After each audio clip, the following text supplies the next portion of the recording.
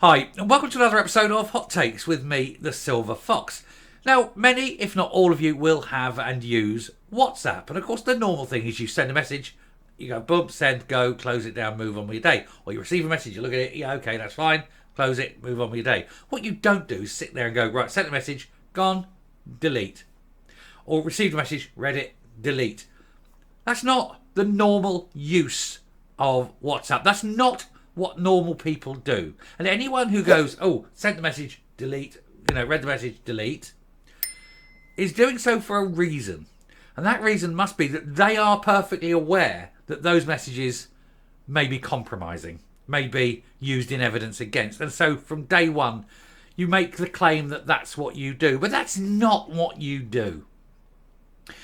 And so Andrew Leach, who's claiming now that he deletes every message he receives and sends immediately upon receipt or delivery, I'm afraid is unbelievable. I think he's lying.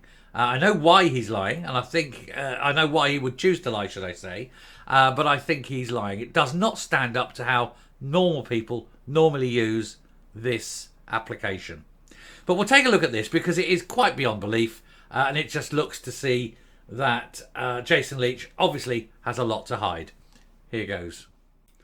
Now, Jason Leach's WhatsApp deletion row, as Jackie Bailey says, it beggars belief. He destroyed vital evidence. Of course he did. If it's true, if it's sitting there and he's deleting them as it happens, then he's doing it knowing it is vital evidence, knowing it can be used against him in the future and making sure it's gone. And if he went back later and deleted it and then comes up with this spurious lie to cover his arse, then again, it's wrong. We don't believe he's doing it. It's just not the normal way you do things. If the National Clinical Director has deleted all his pandemic messages, fears grow that Nicola Sturgeon and other SNP government figures were doing the same and clearing the phones at the end of each day. It will shit themselves. They will absolutely shit themselves if there is some way of going back and receiving these messages. They think that they're deleting them. But let me tell you that nothing is deleted forever. Nothing. These things can be found. Anyway, the man who fronted the SNP government's response to COVID deleted his WhatsApp messages every day, meaning they cannot be handed to the public inquiries into the handling of the pandemic. Nobody behaves like that unless they know that what those messages are so incredibly dangerous that they have to be got rid of. And this was a senior man talking to other senior people. They were so shady, and that is why they're deleting everything, because they know that this has happened. Now, if they are deleting evidence that shows that decisions were made that ultimately killed people, then they need to be prosecuted. They can't be prosecuted for this other crime. We need to bring there needs to be a law. There needs to be an absolute law that any public servant, any politician, and I don't mean just MPs or MSPs or anything, any politician, any representative of the public, must only do official business on official phones. Their phones can be inspected randomly and will be inspected randomly. And any official business that's held on that phone that is not in an official sort of form of communication, email or whatever, through the official government servers, will result in a 20-year imprisonment. There and then, no trial, just straight up 20 years in prison. And that's the only way you're going to stop this. Undoubtedly, we've seen from the expenses, they were buying burner phones. Of course they were, buying these phones, communicating, kill them all. And then throwing these phones away. And then presenting their phone, oh no, nothing, look. We know this is happening. They're murderers, one and all. And they've hid the evidence. They've got rid of the evidence. They're destroying the evidence. No truth will ever come out. No truth will come out unless we go to these people, take them to an undisclosed location, and give them serious questioning with big men in a room, probes, car battery and wires. That's the only way you're ever going to get the truth out of these people. Either that, or say present your WhatsApp messages. No, I've deleted them. 20 years in prison. 20 years. This is not an inquiry. This is a whitewash. This is a cover-up. They murdered people and they are covering it up. And there's no other way around it. That's basically it. Look at who's responsible for these things and just know in your heart of hearts that people were murdered deliberately at the behest of these people. And they're covering it up. Oh, and they're claiming bullshit that as a matter of course, I always delete my WhatsApps. Nobody does. Nobody does that unless they know that what those WhatsApps are saying are so dangerously damaging. And the very fact that they've been deleted means that they are. There's no two ways around this. Anyway, Professor Jason Leach, Scotland's National Clinical Director, became one of the most familiar faces in Scotland as he appeared alongside former First Minister Nicola Sturgeon on daily televised briefings. He had a key role in drawing up the blizzard of restrictions that were in place for 2 years. And on Thursday, the Scottish Government was threatened with criminal sanctions after it emerged that no pandemic-related messages had been handed over to the UK COVID inquiry as requested. Counsel to the inquiry, James Dawson KC, said that generally very few messages appear to have been retained. The Scottish edition of the Times is now reporting that Professor Leach deleted his WhatsApps at the end of each day, so there were none available when the inquiry issued a do not destroy notice. It is likely to fuel concerns that the SNP government will avoid full scrutiny at the inquiry because of course it will. These people will walk free. And this is the London inquiry. It's going to be no different in the Scottish inquiry in Edinburgh. It's going to be no different, is it? These people are covering up evidence. These people are covering up everything.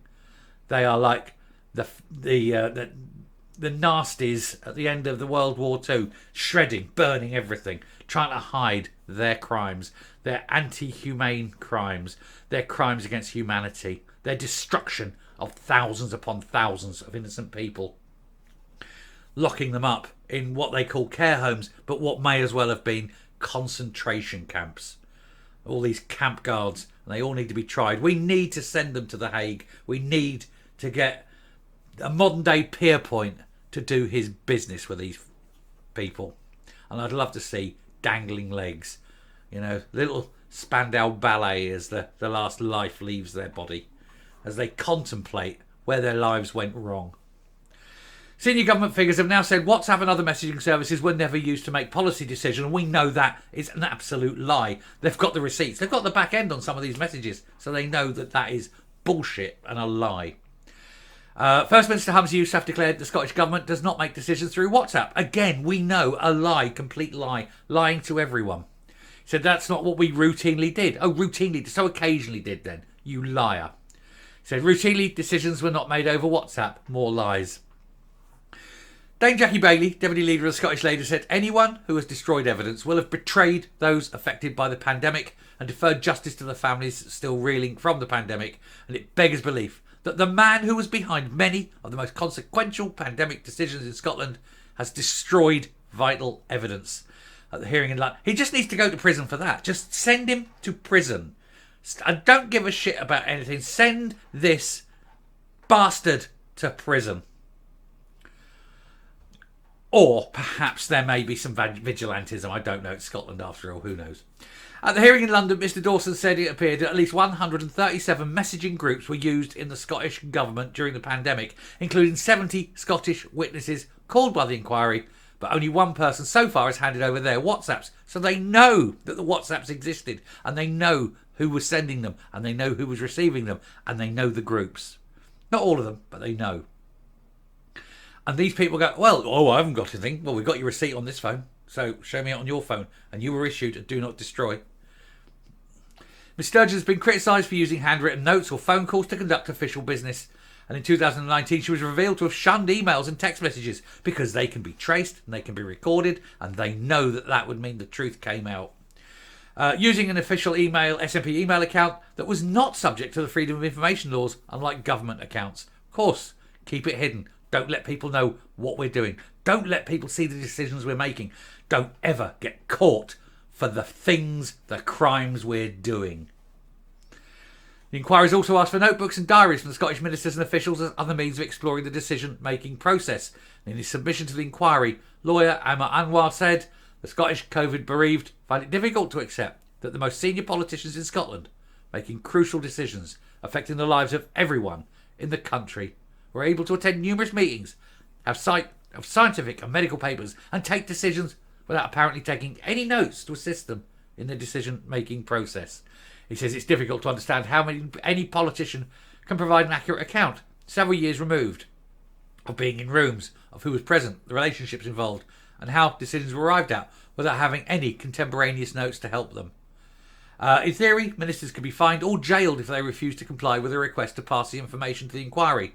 Mr Yousaf told MSPs he was seeking assurances that the do not destroy notices issued by the inquiry had been fully complied with, and of course they haven't. Everyone was busy destroying everything. It's a cover-up, it's a whitewash, and one of those people is probably a murderer, and both of them may probably or possibly be murderers, and they're going to get away with it.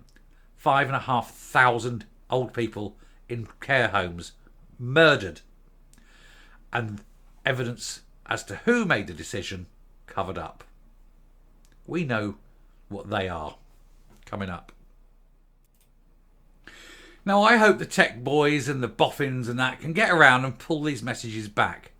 And if they can, the likes of Sturgeon, of Freeman, Humza Yousaf as well, all of them, Leach, you name them, they're all going to absolutely shit themselves, because they know that those messages will mean they will be going to prison for a very long time. And that's the last thing they want. It's what we want. We want to see these people in prison. We want to see the people who murdered 5,500 people put away in prison. Whoever it was. We all have our suspicions of who it is. And I've been very careful not to name names, of course. And I've been very careful not to make direct accusations. But I think we all know who made decisions, who did this. We all know from the fact that the very fact they're hiding the evidence, that the evidence must exist somewhere. Or it's been destroyed. And if it's been destroyed, they need to go to prison for that. And let's send them to prison for 20 years for destroying that evidence. It's what they would have got if the evidence wasn't destroyed. I think 20 years will do. Anyway, I shall stop there, and we shall all know exactly who did what and why they're destroying everything, covering up their crimes. Like I say, it's concentration camp guards trying to flee, isn't it? Don't blame me. I was only obeying orders. Never mind. If you like what you're seeing here on the channel, please hit the subscribe button. Please be angry. Remain angry. Stay angry. Be angry with these people. But anyway, please hit the subscribe button. Hit the like. Do share the video. And until next time, stay safe, stay well, and remain fixated on this. We must find the truth. And if we can't find the truth at this whitewash inquiry, maybe we just have to grab them off the streets and question them ourselves. Bye.